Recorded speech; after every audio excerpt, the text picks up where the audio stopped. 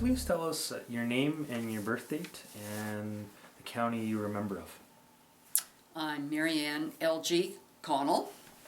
I was a member of Wellington County Junior Farmers, Fergus Club, and I was born November 9th, 1944. And how many years were you junior farmer? Well, I would say I started in 1962 or maybe 1961, and I probably continued until in the early 70s. Okay.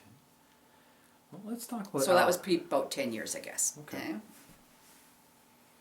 Well, can you tell...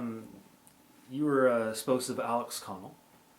Can you tell us about when Alex was born and where he was a member? Alec was born December the 12th, 1938, and he was also from Wellington County, and he was a member of Minto Junior Farmers. Do you know what years he was a member or how long? Well, I was looking up some things here in his scrapbook, and when he was president in 1965, his resume that he was giving out for introductions said he'd been a member for 10 years, so I guess that means 1955 he started. Okay. How did Alex first get involved in junior farmers? I don't know. I didn't know him then. But he was very involved in 4-H. Very involved. He did many clubs and did very, very well in 4-H. So I think it was just kind of a natural progression. And some of the judging competitions that he went to, particularly seed, would be called 4-H. They'd be called junior farmer judging competitions. But I have a feeling that it was from his 4-H experience that he did so well in those. So I think it was just kind of a natural progression from one to the other. And where was he a member? Of 4-H junior farmers, 4-H in Minto, it'd be Palmerston and Harrison. There'd be different clubs. He would probably be in a calf club and a grain club. And I'm hoping he talked a bit about his experiences and the exciting and interesting things that happened to him during his years as president and past president. Of junior farmers? Yes. Oh, yes, yeah.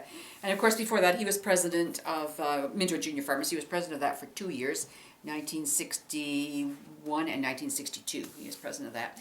Then he became then he got on the county executive, and then he became the provincial rep from the county to the provincial junior farmers.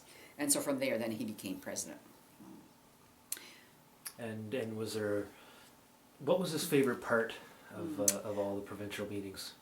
Well, I don't know about the meetings, but I think the highlight for him would have been when he won the overseas trip to Great Britain, which was a 10-week traveling scholarship to England, Ireland, and Scotland. What year was that?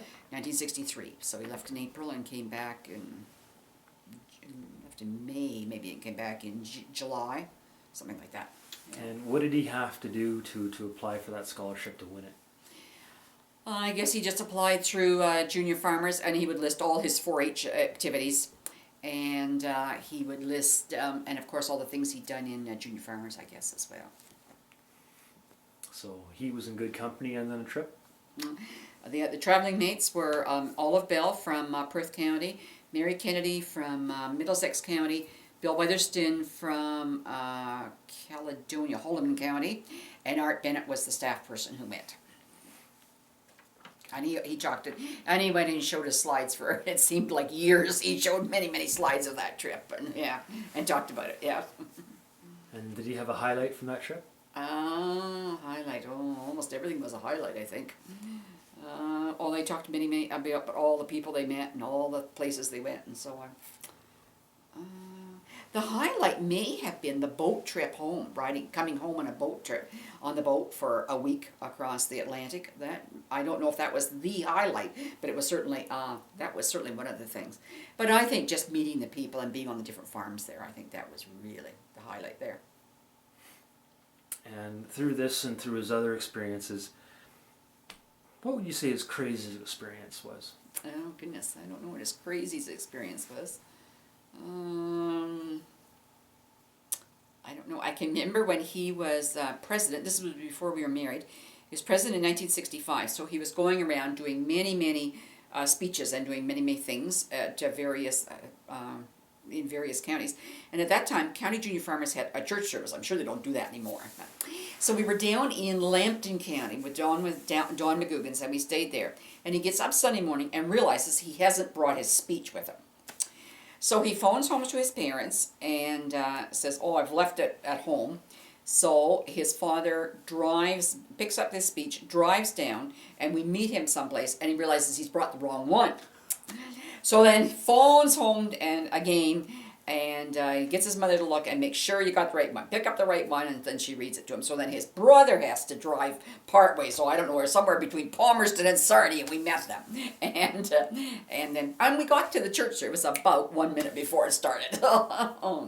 Anyhow, that was, I don't know whether that was the craziest experience, but that was a hair-raising experience that day. Anyways. Mm-hmm. And other experiences, I'm sure, led into his contributions and all that to junior farmers and what he did during his time. Yeah, one of the things they did was the junior farmers got the centennial project going of Century Farms, because Alec was president from March 1965 to March 1966, and of course the centennial of Canada was in 1967. So I guess they were trying to think of doing something that would lead into the centennial project there.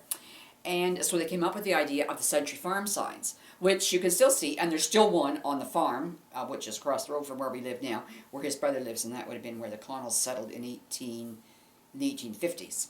And and there are still some around the countryside and that. So that was one of the lasting legacies of, a physical legacy that they did. I don't know,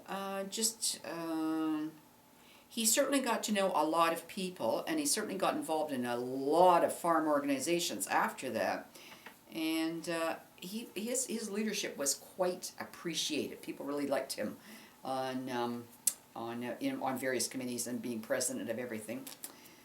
I can remember our daughter was about 10 years old, and she said to me one day, "Why do you and Dad end up being president of every organization you get involved with?" And I said, "I really don't know." And when Alec died so tragically in an accident, he was vice president of the Canadian Seed Growers, and I think that organization was quite devastated when he was gone. So he did a lot of touring then and going to different counties as president for junior farmers. Almost every county, yes. I don't know if he ever went up to Thunder Bay or not, but I would say almost every county in the province. So what would he do in all these travels when he finally get to these clubs? Well, it might be like field days were a big thing, and then so I can remember we went down to Kempville a year of summer, and they had their field day down there. So there would be all the clubs from around there, sort of thing. And of course, when it was one, the V1 was at Guelph, sort of thing. He would go to many county meetings. They always had an annual meeting, which was a banquet, and he would often be the speaker at that. I can remember driving around in the wintertime, and it'd be freezing cold. We were down in Fonthill, down in Welland County in the Niagara area, and it was a bitter cold night. And it was so cold that the heater in the car couldn't heat the car because it was just so cold. So we got up and he put some cardboard in the front over the grill in the front to try and keep some of the heat into the car. It was just a bitter cold night. I remember that. So he was just around, doing speaking. I don't know that he was showing much of his slides anymore because that was 2 or 3 years later, since he'd been in Great Britain. But they would just invite the president to come and be the speaker at various things. Counties had dances. Dancing was big in those days. Of course, we always danced to a live band. So counties had formal dances, and he would get invited to that. And of course, I went along. He would invite me to go with him. So it was a big thing. He went to church services, did the church services. It was just a lot of county activities. It was just a very active organization in those days. So he enjoyed the traveling, enjoyed the speeches then? Oh yes, and enjoyed meeting the people. Yeah, very much so. Yeah, that's good. Yeah. And how did you meet Alec? How did we meet Alec? Well, actually through Junior Farmers. Alec went to OAC at Guelph, University of Guelph. It wasn't called University of Guelph that time. It was called Ontario Agriculture College. And my home was near Guelph. And everybody assumed we met through that, but actually we didn't. We met after he was done at Guelph, and we went to a junior farmer drama workshop. I was in Fergus Junior Farmers, and I was in a play in 1962. And the director of the play suggested that we go to this drama workshop. I think he thought we didn't know anything about acting, so he suggested that all of us that were in this play go to this drama workshop. So it was held in Fergus in the basement of the Anglican church. So I'm there with, and I guess the rest of the people in my play, and people from the rest of the county. And who arrives? But Alec, a whole carload from Minto Junior Farmers, and of course Alec was one of them. You know, I don't know whether we ever talked about why he was there. They did not. We're not having a play. They weren't in a play. I really don't know why that whole carload came. Whether they thought they might get a play going, but anyhow they came. And we often joked about it afterwards. But neither one of us were really that interested in drama. Anyhow, that's where we met. It was at this junior farmer workshop, drama workshop. And you mentioned all the people that Alec met. What were some of these people that you know he made lifelong friendships with? Oh, well, certainly all the people in junior farmers that would have been on the executive, and the executive was very large at that time. I guess there was one from every county, so he would meet them.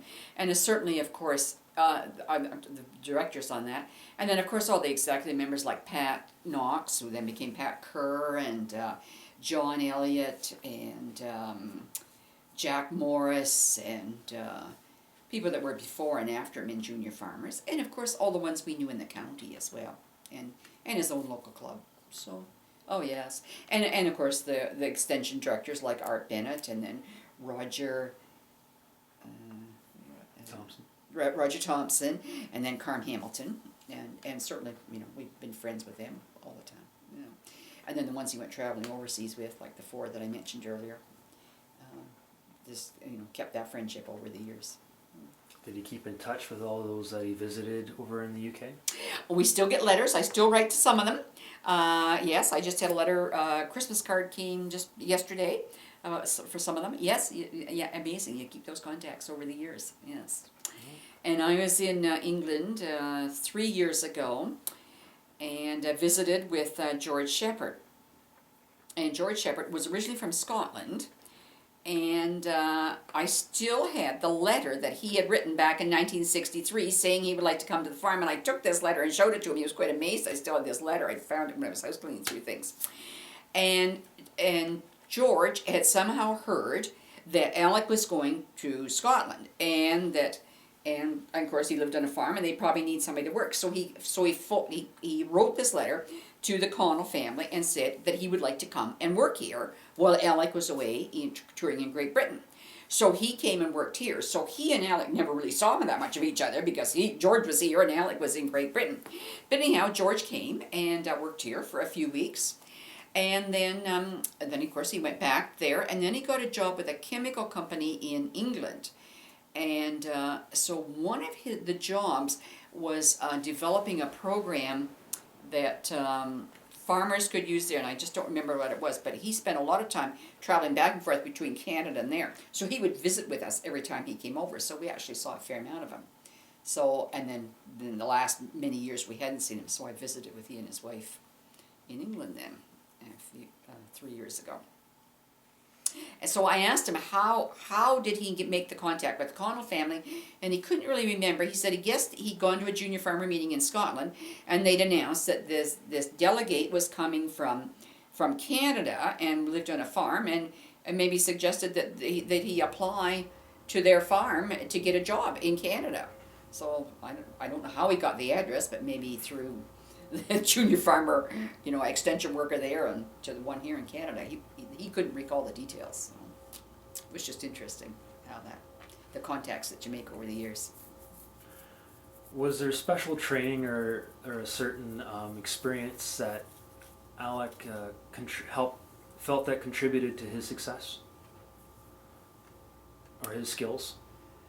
Oh, I suppose. I guess, training. Certainly, he did go to some of the speaking things, the speaking workshops, and he was on the debating team, although they didn't win it while he was on it, but that was a good experience, just being on the debating team. Probably the judging competitions that he did through 4-H and junior farmers, and just the leadership he did of being like the president of the local club and working with people and so on. I don't, if there was specific things, I don't just remember that specific training. I guess just all the things you do, just the training builds one on top of the other, sort of thing. Who were the AMAFRA staff that helped with junior farmers in Wellington County at that time? Henry Stanley, then Mel Chamberlain,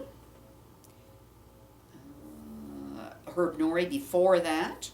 Alec would have worked probably with Herb Norrie in 4-H, and he would have worked with Henry in 4-H and junior farmers.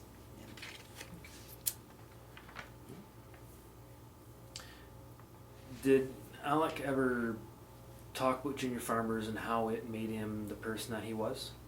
Did he talk about his experience as being vital to his success?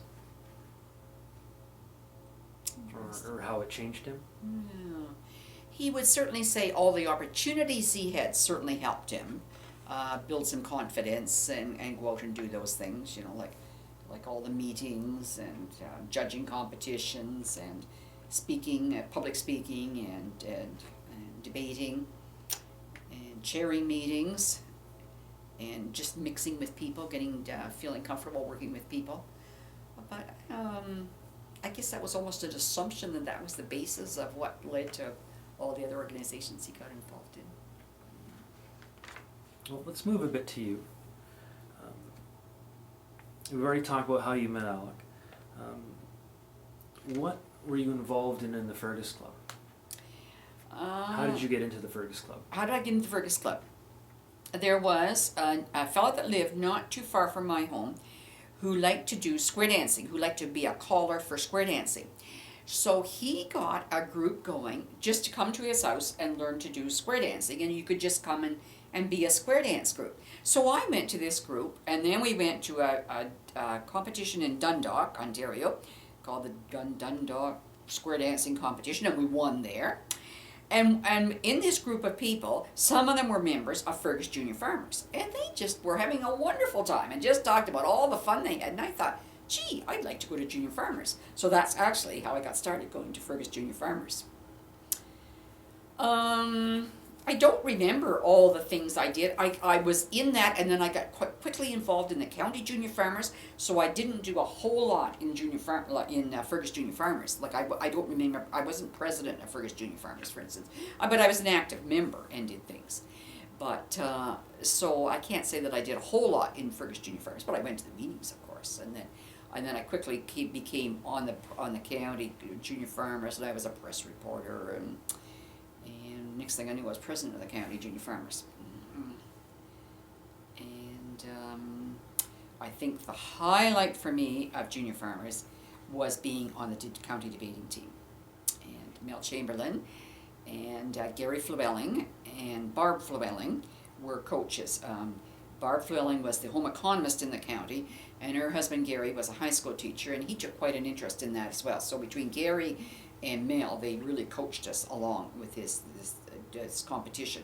So we went to debates. We'd have a regional debate like in Waterloo. I remember we went to the county one in Waterloo, and then we won there, and then we went, I don't know, maybe down to Middlesex County, and so on and so forth. We seemed to go to several regional ones. Finally we went to the provincial one in March in Guelph, and we won it. And the topic in those days was, would there be an advantage to having a national health care plan? It seems like we've always had free health care in Canada, but we didn't. And so one of the things we had to debate was, would that be an advantage? So that's what we did. And I think national health care came into being in 1965 or 1966. Did I shut that off? Maybe. Oh, we'll just let it ring. We're allowed to pick up in there. Yeah. So that was probably the highlight, and being on a debating team teaches you to think on your feet. So because you have to get up, you have to do a rebuttal then for something the opposing team says, so you got 3 minutes to prepare this, and then you got to get up and give this rebuttal speech. So you said the provincials were in March. Yes, and in Guelph, and it was always held at the University of Guelph. And that was at the annual meeting? Yes, in Guelph, yeah. How did that fit into the annual meeting? It was on the Friday evening of the annual meeting, so there would be this debating competition on the Friday evening, and that's so we would go and debate there. And then I guess the program progressed from there, and then Saturday and Sunday. And that was after the annual meeting then? Well, the directors would have met probably that day, maybe the Thursday and the Friday. I don't know, because I wasn't on the provincial directorate, but they would have met, and then the conference would start Friday evening. And one thing that happened Friday evening would be this provincial debate. Okay. Well, let's keep on topic of that. On the Saturday then, what would happen at a typical annual conference? Oh, well, of course, we would always have a sing-song. There'd always be some singing. Then there would often be workshops. So you might go to a workshop and hear something a speaker had to say, or you might go to an overall workshop or a speech. And I can remember they were always held in War Memorial Hall at University of Guelph, and that's where we would sit, and that's where they'd have most of the conference. So a speaker would come and talk. And I can remember at one of those meetings, I don't remember which year, but I can remember this speaker coming and saying that things were going to change so much in the workforce that people would not hold the same job all their life like people did now.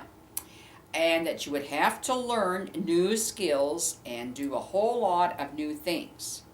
And the most unemployed people, the most difficult job people, the people that would have the most difficulty getting a job were men 55 and older, which just blew my mind away, because men could always get a job then, and by the time man got to be 55, he was usually in a senior position someplace. So I just couldn't imagine that there would be A, unemployment, B, that it would be men unemployed, C, that it would be men over 55 unemployed.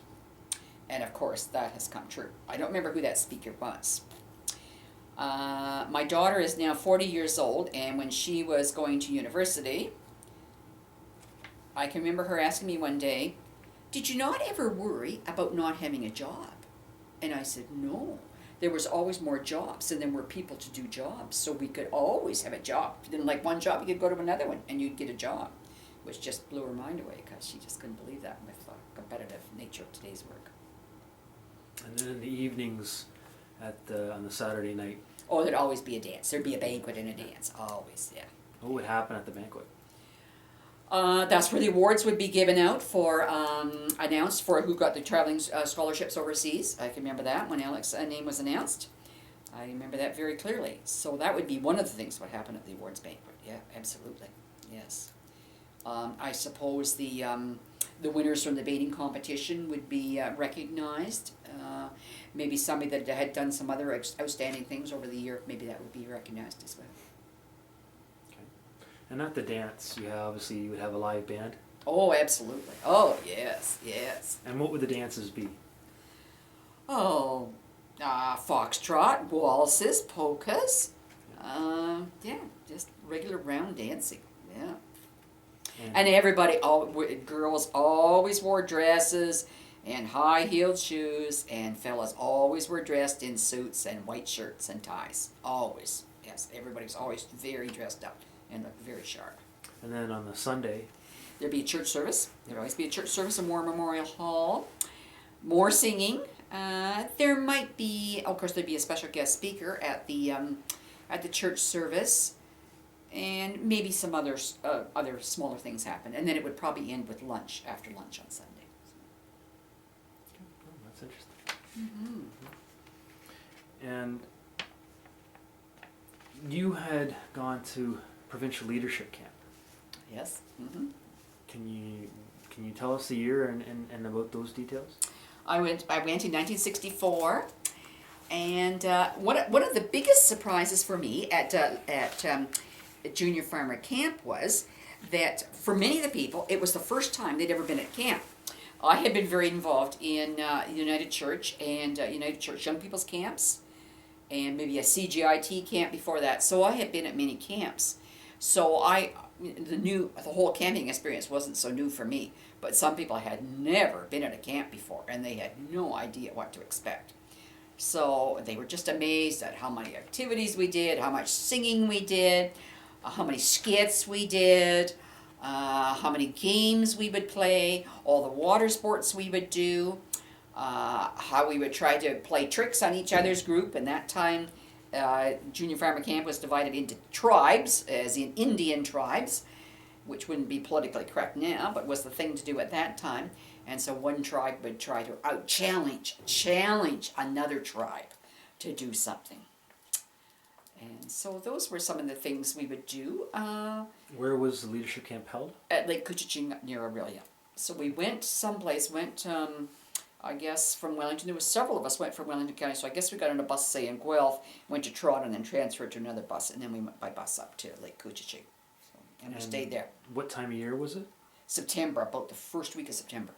And how many days? A week. A week. So you probably went Saturday to Saturday. Something like that. Yeah, Monday to Monday. Full week. Yes, it was a full week. By the end of the week, we were absolutely exhausted. Absolutely exhausted.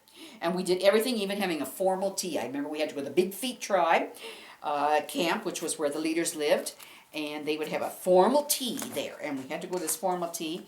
And I have a picture here, and it shows them dressed up. They were dressed up. For this formal tea, they had on suits and ties, and the women had on dresses and high-heeled shoes at an outdoor camp, which seems like a little ridiculous now. But anyhow, that's what they did then. So that was one of the things we did. So it was just a full week of developing leadership. And as the week went along, you just got more confident doing these leadership things that you had to do. And there would be speakers there as well, challenging you to do this and giving you ideas about that. So it was quite a busy week. And I suppose we had to help set the table in the dining hall. Oh, I'm sure we did. We had to set the table in the dining hall, take turns doing that, and probably washing dishes as well. Yeah. And then we'd sleep in a cabin, several cabins. Mm-hmm. And there'd be a campfire at night, and probably roasting marshmallows. Yeah. Can you talk about the great chief? The great chief of the camp? Yes. Who at that time would have been, I guess, I'm not sure if it would have been Roger Thompson or Art Bennett. Isn't that strange? It would be, the great chief would be the one who was the Secretary of Junior Farmers. So I think, well, Art Bennett was there, but so was Roger Thompson, so that's not clear in my mind, I guess. And of course the president would be there as a member of as a junior leader of the camp as well. I'm told there's a special way to address the great chief. Oh, it mustn't have impressed me, I don't remember that. I had to say great chief or something? I don't remember that. That's okay. And was that the limits of your provincial activity? I went on the Eastern Ontario and Quebec bus trip. Before that, I think it was in '62 I did that. Yeah, that was probably about it. Yeah. So most things you did within the county then? I think so, yes, yeah. And what type of things, activities happen at the county level? Well, of course, there was always a public speaking competition. There was the debating team. There was the sports events where we get teams to go to the provincial sporting games in July or August at the University of Guelph. So we had a tug-of-war team, and of course there'd be a baseball team, and there was a rifle team, and I don't remember how many sporting things. So anybody that was athletic did fairly well at those things.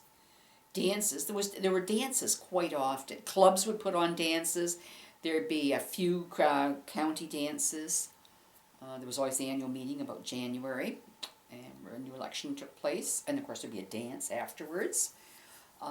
We had talent shows, so there'd be talent shows, and sometimes they'd be held. They'd be considered county talent shows, but they'd be held in maybe 3 or 4 places. Like maybe there would be in one in Eramossa, maybe there'd be one in Fergus, maybe there'd be one up in Harriston. So they were held around the county, but there'd be 3 or 4 things. So, and I think they were considered as fundraisers, that we did those as fundraising events. But there again, it got people exhibiting their talents, doing things that they did. So groups would sing, quartets and trios. There was a county choir that would often sing there. It would sing at the church service, the annual church service. Yes, there was that. What kind of community involvement did the clubs in Wellington get into?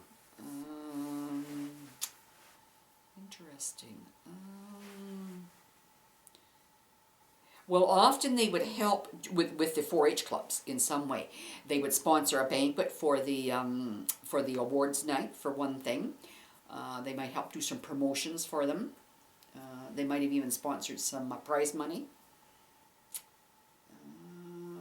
Sometimes they did community betterment things, like, picking up some garbage, although we weren't as conscious of that in those days as we are now.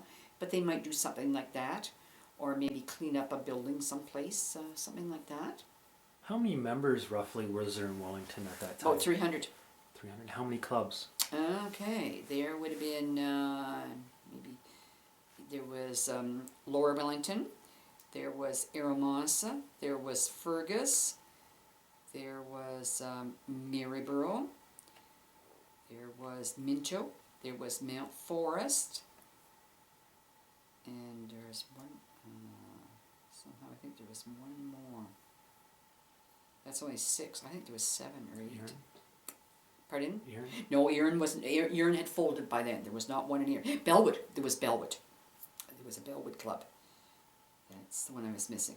Yes. So I think I've got them 7. Yeah. So 300 members and 7 clubs. Yes. Yeah. Yes. And meetings would vary depending on the club. There might be 15 meetings, or 15 at a meeting. There might be 50 at a meeting. And it would depend what was going on, what they were having, whether they're having a dance, or a wiener roast and a hayride, or a good speaker, or some other activities, depending on what was happening. Yeah. How much did membership cost? I don't remember that, but it wouldn't be very much. $1 maybe? I don't remember. I do not remember that. And going back to a bit about Alex, how many members were there in the province during his tenure? Well, I'm going to say 3,000, but I don't have a handle on that. I'm sure I've heard that figure over the years, but I don't remember that. But it was a lot. But if you multiplied, Wellington would have been one of the bigger counties. So if Wellington had 300, say if counties averaged 200, and multiply that by however many counties there were, 25 counties maybe, you're looking at a fair number of members. Now, just going back, Alex, he went to leadership camp as well. Yes. Twice. He went in 1962 as a member, and then he would have gone in 1965 as a junior leader. Yes. And where was it held in 1962? Oh, I think they were always at Lake Couchiching up at Aurelia. I think so. It was a YMCA camp that they rented. So I guess after the summer activities were over and kids had gone back to school, then they would rent that for the first week of September. I think was probably how it happened. And it had nice cabins and a nice big common building that you could use to have your meals in, and then other rooms that you could use for meetings and sports activities, and of course swimming. It was always swimming and a lifeguard right in Lake Couchiching. Yeah, I remember that. Yeah. And going back to you, let's talk about the people that you met in Junior Farmers and the role they played in your life. The role they played in my life. Well, I guess I was, I met lots and lots of people, and you get to know lots of people you would not know any other way, and I can, travel around the county, and I meet people that I knew in Junior Farmers then, and of course in the province sometimes as well. I guess I would always get, nominated to do something, like I would be the press reporter, or I would be doing something else. So I guess that was sort of reaffirming that people trusted my leadership abilities. So then, you get another job, then you get another volunteer job. And it's different then, like there were a lot more volunteers, whereas now you kind of take anybody that's warm and breathing to do a volunteer job. But then there were a lot more people to do jobs. So if you got elected to be president or vice president or secretary or press reporter, like there were other people that would probably also get elected, and then there'd be a little nomination for it. So it's much different setting than it is now. So that kind of reaffirmed my leadership skills, I guess, or that people thought I could do the job, sort of thing. I found that interesting, and I grew up I'm an only child, and I grew up on a farm as an only child. So my life was relatively lonely in lots of ways. I mean, I had friends, but you just have more friends to interact with when you're, in an organization like that. So were you a shy child then? No, probably not. No, I don't think so. No, I think I've always been very talkative and very outgoing. One of the many things I've done in my life is be a certified, qualified practitioner of Myers-Briggs, and of course I'm very extroverted on the Myers-Briggs scale, so, and I think I've always been, so I don't think I was ever shy. So how did Junior Farmers take your character then, and how did Junior Farmers improve it? Well, I think the whole socialization aspect and organizing all these events, whether you're organizing a church service or a dance or a banquet or working on the debating team or whatever, that sort of improves your socialization skills and your interaction skills with people, and also your leadership skills, how to organize things and chair a meeting. And of course, parliamentary procedure was big in those days, so you had to know how to chair a meeting, and how to have a motion passed, and have it seconded, and have it discussed, and then have it voted on. And so all of that sort of improves your leadership skills.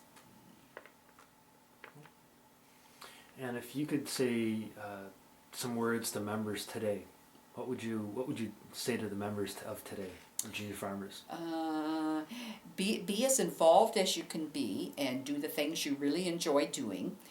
Because it's only a brief period in your life. When you look at a long lifespan of many decades, you're only in Junior Farmers for a few years. And so it's great because you can interact with these young people who are basically interested in the same thing you are, and at the same age and stage of life as you are. And so you just have a great action thing. And it's not competitive like it is in the workforce, where you're trying to get a promotion and get a job and all this stuff. It's a little competitive in that you want to win the sport you're on, or the competition, the speaking competition you're in, or the choir competition, but it's not as competitive as the workforce. So it's just a lot of fun and camaraderie that you just probably don't get in a lot of other organizations. And once then people sort of graduate into more adult organizations, everything's a little more serious and a little more laid back, and it's not quite as boisterous and spontaneous as it is when you're young. Are there any other stories that you'd like to talk about yours or Alex's time? Funny stories, interesting stories, time period stories?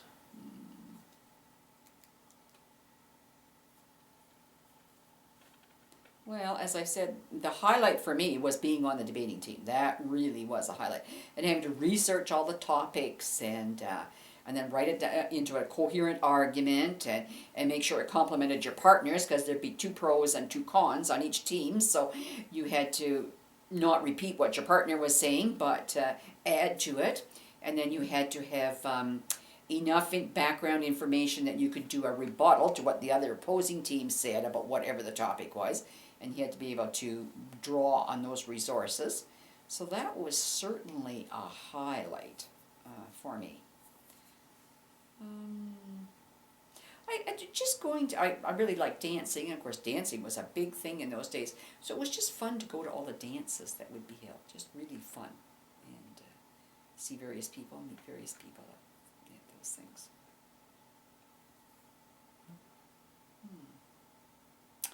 Highlight for, well, I don't know, I had lots of highlights.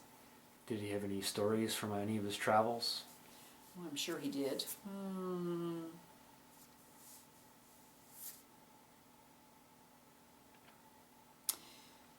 Well, when he went to that World Assembly of Youth down in Massachusetts there in 1964, 65, he certainly met people from other countries, and that was quite good, because people didn't travel as much then as they do now. So that would be quite a highlight, to meet people from various countries around the world and hear what their youth were doing.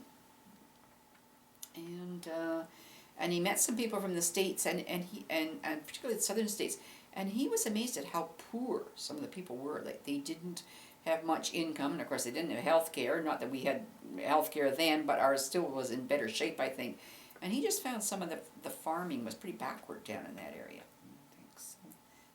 That was one of the things.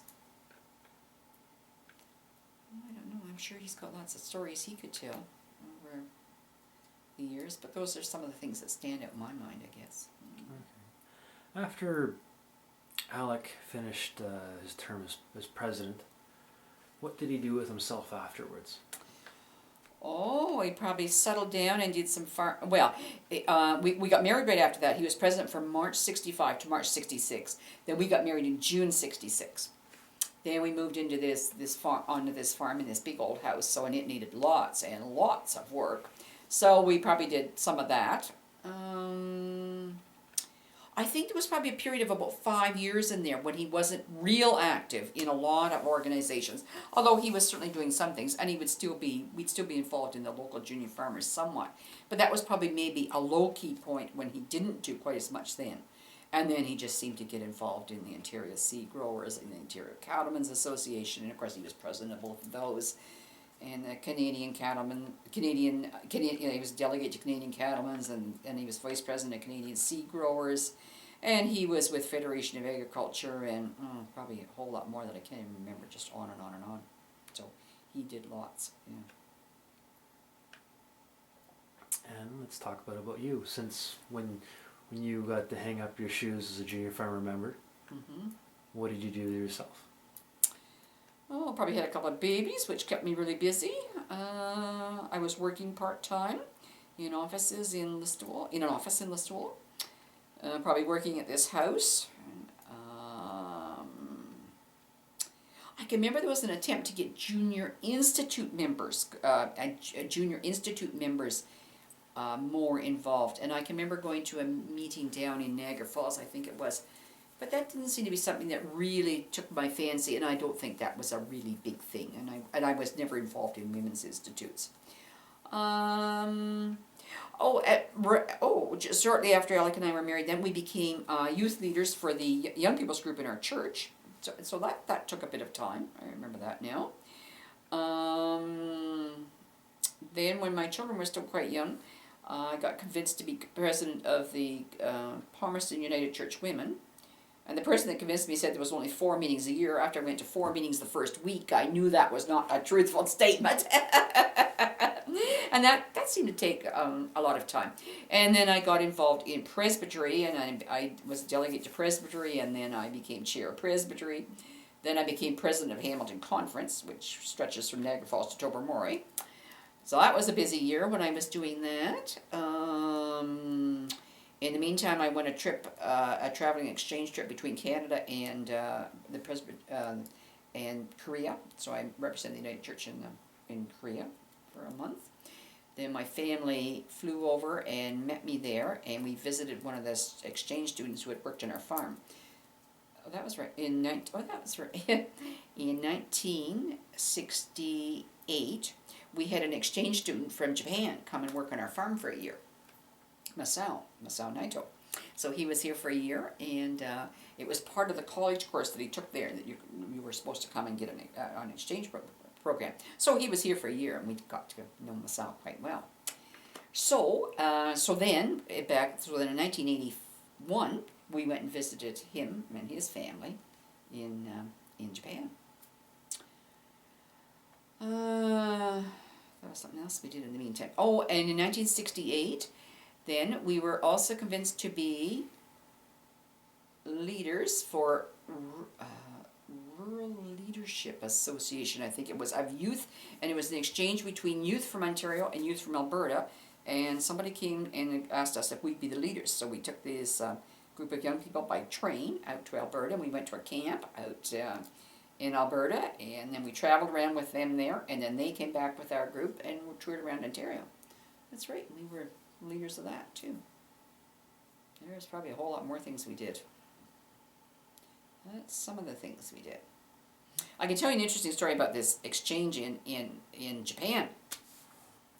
When Masao was here, so Masao was a young man, probably about 20 or 21. He'd finished college and he was over here. And his ability to speak English was limited. Our ability to speak Japanese was nil. So you never quite got all of a conversation. But anyhow, we communicated. While he was here, he got a letter from his family that really upset him. Really upset him. We didn't know what was in this letter. He never told us. He was so upset he ended up in the hospital over it. And we never quite knew what was in this letter that he got from his parents at home. So when we were in Japan visiting, I had met one of our United Church missionaries who had been home on a study leave, and I had met Enid, and so we visited with her in Japan. So she made the contact that we would go and meet Masao. I mean, Masao knew we were coming because we had written, but we would meet the train and so on and so forth. So she phoned, and we had his address of his parents, which were in the central part of Japan. So she phoned to his parents' place and said that we were there, and and we had written and said, and we would like to come, and we'd come on the train and so on and so forth. She's on the telephone for a long, long time, and of course she can speak Japanese fluently, so she's talking to his parents. So she gets off the phone, and she says, "You won't believe this story." Anyhow, Masao came from a family of 3 boys.